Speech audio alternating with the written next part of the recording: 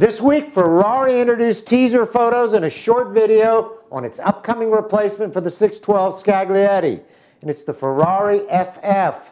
Stick around, because this is a love-or-hate relationship with this car. I'm Michelle Rahal with the Drive Channel and thedrivechannel.com. Last episode, we looked at the past with the Ford GT and the GT40. This episode, it's like the Civil War.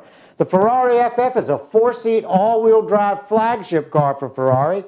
Its introduction is going to be officially at the Geneva Auto Show in 2 months. But the controversy is already raging. It isn't the first Ferrari or other high-performance car to evoke this kind of division and emotion among the Ferrari purists or the general public. You can translate the general public into those who will never see this car, much less own it. It's already being referred to as the Ferrari FF shooting brake. Now, for those of you out there that don't know what a shooting brake is, Top Gear probably has the best definition of it. It's a cross between a pure four-seat GT sports car and an estate or station wagon to us Americans. But this car is really more in between a crossover and a sports car. The term shooting brake is best described as a type of horse-drawn wagon that carried hunters. To go any deeper, we'd have to have an A&E show that was an hour long. What's worse is many have already termed this the bread wagon, and that is a mistake. The bread wagon's a name that was given to this car that Ferrari did not produce or approve. It was built by the engineers who produced the 250 GTO, and that was only after Enzo Ferrari gave him the boot after a nasty fight with his wife. They're Italians, don't ask me. This car wasn't beautiful unless you considered that privateers bought a 250 short wheelbase and built the bread wagon to beat the GTO. Now, this wasn't a stretch because the engineers who built the GTO built this car, and it did in fact beat the GTO several times. I was lucky enough to have a friend who owned one in his collection.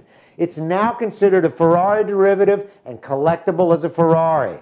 The Ferrari FF is going to replace the Ferrari 612 Scaglietti as the top dog Ferrari. Well, the numbers on the new car should bear that out. It's not the first Ferrari designed to carry 4 passengers, but it is most certainly the first all-wheel drive Ferrari ever produced. At nearly 4,000 pounds, this car can go from 0 to 62 miles per hour in 3.7 seconds. Not bad for a car this size, and not unexpected considering it's got a 6.3-liter direct injection V12 producing 660 horsepower and 550 pounds of rear torque.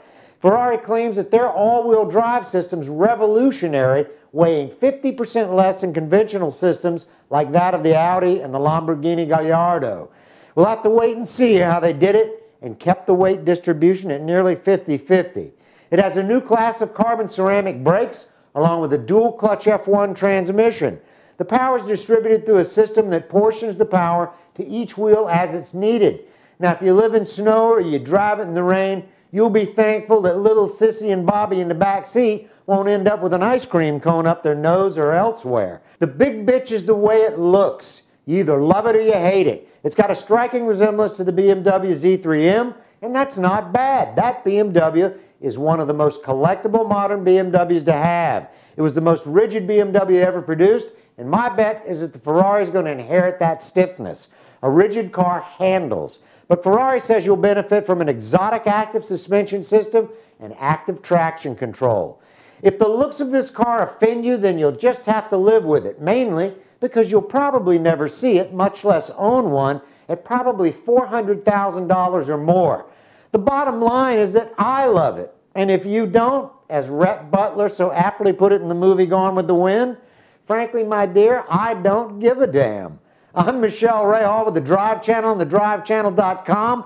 Next episode, let's look at what the Germans have done to the Chevy Camaro, known as the Black Cat.